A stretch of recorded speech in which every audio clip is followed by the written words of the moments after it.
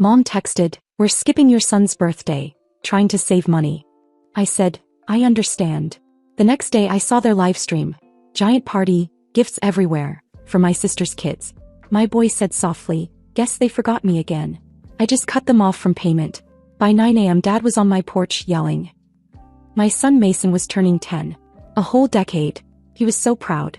He kept telling people, "I'm double digits now," like it was some secret club only older kids got into. I laughed every time because I remembered when he was barely up to my knee, chasing after bubbles in the backyard. Now he was all arms and legs and ideas.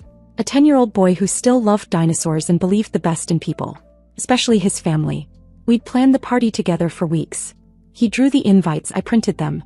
He wanted a dinosaur scavenger hunt, so my husband built little nests with fake eggs around the yard.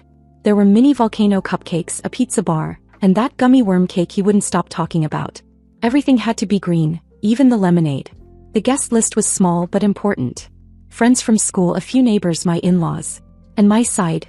Mom, Dad, my sister Lauren and her girls Ellie and Sadie. We sent out the invites early. My parents RSVP'd yes. Lauren sent a thumbs up and said the girls were excited. I didn't expect anything would go wrong. Neither did Mason. But as the minutes ticked by, every car that pulled up wasn't theirs. Mason kept glancing toward the street.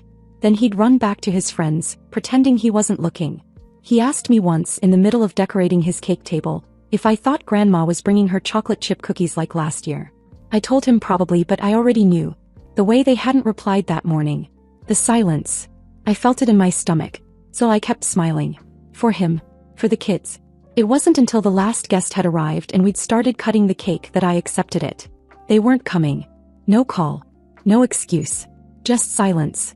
After the candles were blown out and the scavenger hunt was over, Mason sat down to open gifts. He thanked everyone just like we taught him. Then while folding up a gift bag he looked down at his lap and said so quietly I barely caught it, "Guess they forgot me again." That nearly broke me. When I got a moment alone I checked my phone. One text. From Mom. Sent at 9:12 a.m. hours before the party started. "We're skipping Mason's birthday this year. Trying to save money." No apology. No mention of a rain check. Nothing. I stared at it, not even sure what I was reading. The same woman I'd helped all year. Paying off their plumbing bill, fixing the back steps, sending over groceries when Dad was out of work. Now skipping her grandson's birthday like it was some optional event. I had responded earlier with "I understand" before I really thought it through. I didn't want to start anything on Mason's day. I thought maybe there was a reason. Something they didn't want to talk about yet. But then came the next morning. At 8:43 my phone buzzed with a Facebook notification. Lauren was live. I tapped it, still half asleep, and there it was. Streamers, glitter, pink balloons everywhere. A full setup in Mom and Dad's backyard. 2 huge cakes.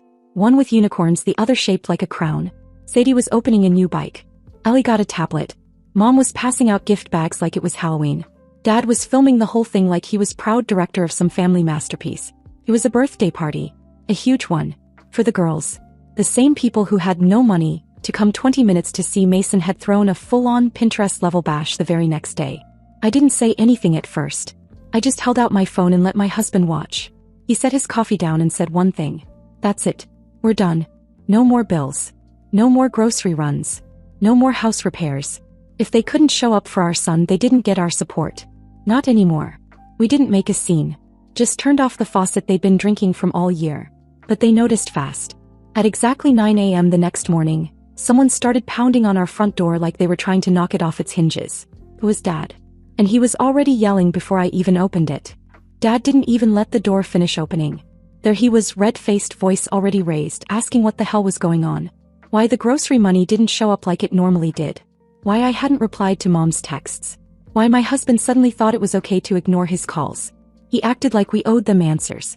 Like we were out of line for not sending cash this week. I didn't say a word at first. Just stood in the doorway with Mason upstairs, probably still asleep, and listened to my father shout like he was in charge of something. He called our behavior immature. Said we were blowing things out of proportion. That we were acting like the victims over a misunderstanding. Then he said he heard Mason's party was nice. Said that's good. At least the boy had something. That made my husband come to the door. He asked Dad why they lied. Why they told us they couldn't afford to drive over, couldn't even pick up a $5 gift. Then turned around and threw a full-on party with gifts spilling over the table. Why they didn't just say the truth, that Mason didn't matter as much. Dad rolled his eyes. Said it wasn't like that. Said, Those girls are just easier to celebrate, and Mason doesn't need all that stuff anyway, he's got you too. He meant it like a compliment. I felt sick. My husband told him the money train was done. That from now on they could call someone else for their lawn repairs, their bills, their prescriptions. We'd bent over backwards for them for years, and in return they couldn't drive 20 minutes to show up for a boy who adored them. Dad actually tried to guilt me then. Said, after everything we've done for you, Katie. Like I was the ungrateful one. Like I hadn't been the one holding this whole fake version of family together. That's when I finally spoke. I asked him calmly, did you forget Mason's birthday? Or did you just not care? He didn't answer. Just stared at me like he expected me to cry or take it back. When I didn't, he backed down the steps, muttering something about regret, and drove off. I closed the door and didn't move for a long time. Later that day I found Mason in his room playing with a toy his uncle had given him. He looked up and asked if Grandma and Grandpa were mad at us now. I said no, they just needed some space. He didn't believe me. I could see it in his eyes. That night my husband and I sat at the kitchen table while the dishwasher hummed in the background. I told him I didn't know if I was overreacting. I'd always been the one trying to keep peace in the family. I just couldn't believe they would choose my sister's kids so openly, so shamelessly. He didn't get dramatic about it. He just looked at me and said, Katie, it's not even about what they did to you anymore. It's about what they're doing to him. And he was right. I was so used to taking the hit I hadn't realized it wasn't just hitting me anymore. Mason had always noticed the difference, but he was polite. Too polite. When the girls got surprise gifts and he got a shrug. When Ellie got a shout out on Facebook for winning second place in her art contest, and Mason's name wasn't even mentioned after he won the science fair. When Sadie sang one verse of Twinkle Twinkle, and they brought flowers, but Mason's school play came and went without a single text from them. He wasn't bitter, but he was getting quieter. And that scared me more than anything. So we stopped everything. We didn't announce it. We didn't argue or beg. Just stopped. The money, the favors, the driving around, the covering bills, the showing up when they didn't. They noticed fast. And then a few days later something unexpected happened.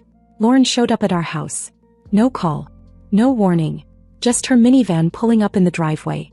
She got out with Ellie and Sadie both holding something, a wrapped box and a small card. They looked nervous. He did too. I opened the door and Lauren didn't smile. She didn't make a joke or act casual. He just said quietly, "Can I talk to you?" I opened the door and let them in without a word. Lauren looked different, tired in a way I hadn't seen before. Not physically exactly, but like she'd been carrying something around that was starting to crush her. Her girls were quiet, clinging to each side of her. Ellie had a wrapped box with a shiny green bow. Sadie held a small envelope. Neither of them looked me in the eye. I told them Mason was upstairs and offered coffee. Lauren said no, just that she needed a minute to talk. We sat in the living room while the girls wandered off to pet the dog, and for a few seconds no one said anything. Then Lauren took a breath and said, "I didn't come to Mason's party because I couldn't. I wanted to. I was ready to, but I couldn't. I waited." She looked down at her hands and said she'd been having chest pain for a couple of weeks. Tightness, shortness of breath. She went to urgent care. Then they sent her to the ER. More tests. They thought it might be her heart. She didn't tell anyone. Not mom, not dad, not me. Not even her husband at first. She said she sat in her car the morning of Mason's birthday with his gift in the passenger seat, dressed and ready to go. But she felt like she couldn't move. Couldn't get out. Couldn't face pretending everything was okay when she didn't know if it was. And then she missed it. She thought she could make it right the next day. She told the girls they'd drop the gift off after a quick stop at mom and dad's. They'd invited them for a little backyard gathering. Nothing big, or so they said. Then she got there. The pastel decorations were everywhere. A unicorn bounce house. Rows of wrapped gifts. A stacked dessert table. My parents had gone all out. She said it didn't feel like a surprise party. It felt planned. Coordinated. And not once had they told her they were skipping Mason's birthday to prepare for it. She confronted mom quietly, off to the side while the girls were playing. She asked why they hadn't come to Mason's. And mom told her word for word. Because he's a boy. Boys don't need that stuff. You know how Katie gets. She overdoes everything. That's when Lauren left. Told them she wasn't feeling well and didn't stay for the cake or the presents. She said she felt sick. Not from the pain in her chest, but from the way they talked about my son. Like he was an inconvenience. A checkbox they didn't want to tick. She looked at me then and said she should have told me earlier. That she'd been making excuses for them for too long. That she thought maybe things would change once the kids were older, but now she saw they weren't going to change. They just didn't care about Mason the way they cared about her girls. Then she got up and called Mason down. He came slowly, unsure. When he saw Ellie and Sadie, he froze for half a second, then gave them a shy smile. Ellie handed him the gift. Sadie gave him the envelope. He opened the card first, hand-drawn with glitter, hearts, and a note that said, "To Mason, the best cousin in the world. We missed you. We love you." He didn't say much, just hugged them both tight. Then all three of them ran off to the playroom like none of the last week had happened. The sound of their laughter drifted through the hallway, soft and easy. Lauren and I stayed in the living room. She asked me if I wanted her to talk to Mom and Dad again. Not for a fight, just to make them understand. I told her I didn't know if they were capable of understanding. But I also told her I wasn't going to stop her. Later that night after they left, I found the gift box in Mason's room. Inside was a little wooden plaque with the words, "Best cousin ever," painted in green and purple. It looked like they'd worked on it for days. Mason was asleep, one arm over it like it was gold. That was the first night in a while that I felt something close to peace. But 2 days later Lauren called me. Her voice was low and flat when she said it. I talked to them. I wish I hadn't. Lauren called me the morning after that beautiful evening like something had cracked open. I could hear it in the first second. No small talk, no hesitation. I talked to them, she said. I shouldn't have, Katie. I really shouldn't have. She'd gone over there alone. Left the girls at home with her husband. She didn't tell anyone she was going. She just drove straight to our parents' house and walked in through the back door like we used to when we were kids. The house smelled like lemon polish and toast the way it always did, like nothing bad ever happened inside it. Mom was at the table folding laundry, drinking coffee like it was any other day. Dad was outside fiddling with the hose. Lauren told me she sat down and asked as plainly as she could, "Why didn't you come to Mason's birthday?" Mom didn't even blink. She just said because it wasn't a good time. You know how tight money's been. Lauren pushed just a little. That's not what you told Katie. And the party for the girls. That wasn't tight budgeted either. Then she asked the real question. Do you love Mason at all? Mom looked annoyed. Like Lauren was making something out of nothing. Then she said it. Flat. No emotion. Katie's always been dramatic. Mason's the same. He'll get over it. They always do. Lauren told me she stared at her for a full minute. Waiting for a smirk, a laugh, some kind of walk back. But there was nothing. Then Dad came in. She asked him point blank. Why do you treat them like they don't matter? And Dad, the man who used to carry me on his shoulders at the fair, who used to call me his strong girl, didn't deny it. He didn't lie. He just shrugged and said, Katie never made things easy growing up. She was different. You were more like us. Just, natural. Like it was the weather. Like it wasn't a choice. Like it wasn't cruelty. Lauren said she stood up and told them she wouldn't bring the girls over anymore. Not until they owned what they did and apologized. Not just to me but to Mason. Mom shook her head. That's your choice, but you'll regret keeping them away from their grandparents. Lauren told me she just walked out. No shouting. No dramatics. She said she felt like she just closed the door on something heavy that had been sitting on her chest for years. When she finished telling me all this, I didn't cry. I didn't even feel hurt anymore. What I felt was final. They chose their side. And it wasn't ours. That night, after I tucked Mason into bed, I sat on the floor in the hallway and stared at nothing. I kept thinking about all the times I'd twisted myself into someone they might accept. The extra favors. The kind replies. The birthday invites year after year, knowing the odds. It was never about effort. It was about who they were willing to care about. The next morning there was a knock at the door. Not loud. Just 2 soft knocks. I expected a neighbor or a package. But when I opened it, no one was there. Just a small gift bag on the welcome mat. Blue and green stripes. Mason's favorite colors. Inside was a dinosaur toy. The exact one he had pointed at a few weeks before his birthday. The one I said no to because it was out of budget. No note. No card. No name. My husband checked the doorbell cam. It was Mom. She had parked 2 houses down, walked up the sidewalk without looking around, dropped the bag and left without a sound. No knock, no doorbell. No eye contact with the camera. She didn't come to say anything. Just left the toy like a payment. Like she thought she could buy silence. Or forgiveness. I didn't give it to Mason. I put it away in the back of my closet. Because it's not about a dinosaur toy. It's about the fact that she could drive to our door, hold that bag in her hands and still choose not to face him. Not to face me. She didn't bring herself. Just an item she thought might erase a wound she never acknowledged. And that's when it hit me.